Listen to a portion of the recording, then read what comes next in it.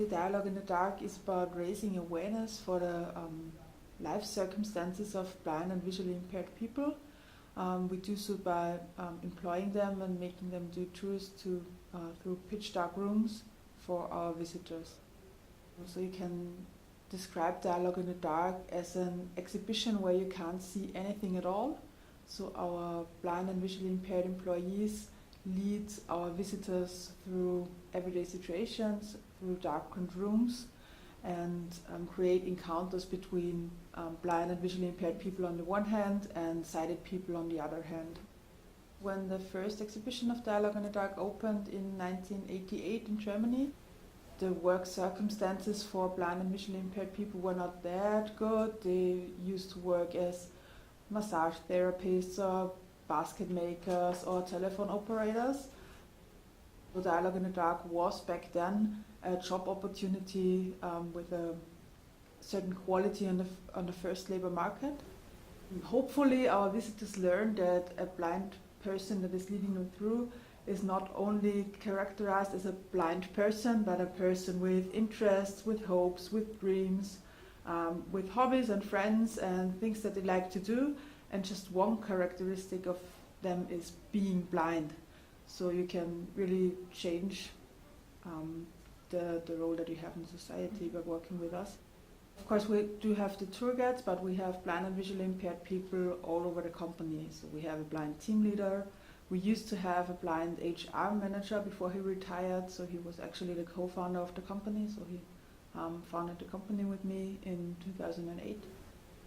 We do not really care if an employee or somebody working with us is sighted or not. It just depends on whether she or he is capable to do the tasks that come with the job.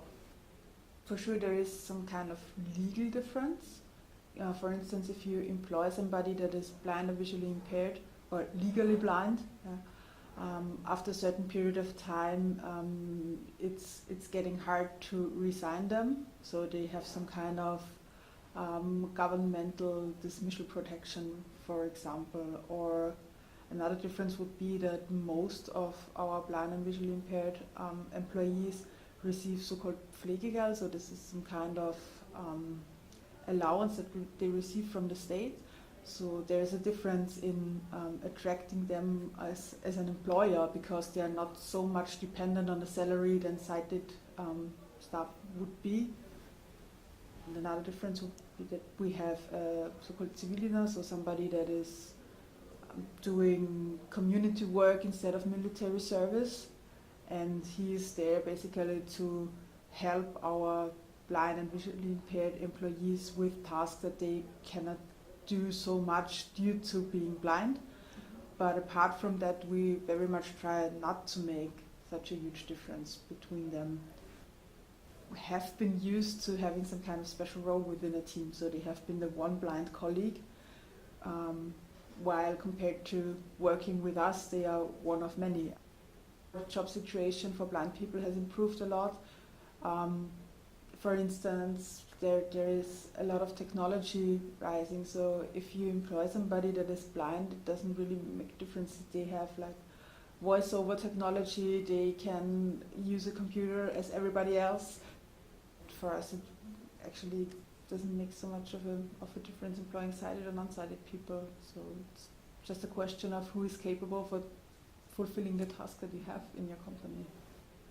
I would say for us it has always been a benefit to employ people that are very diverse. So we have people from different ages. So our youngest one is 17 and the oldest one is over 60. We have people with very different personal backgrounds. We have people with disabilities and people without disabilities. We have, men and women and people from several nations within a rather small team, and we always benefited a lot from having different point of views to situations, and I think this is actually what matters. So I would say just give it a try and maybe try something new and surprise yourself with what comes out.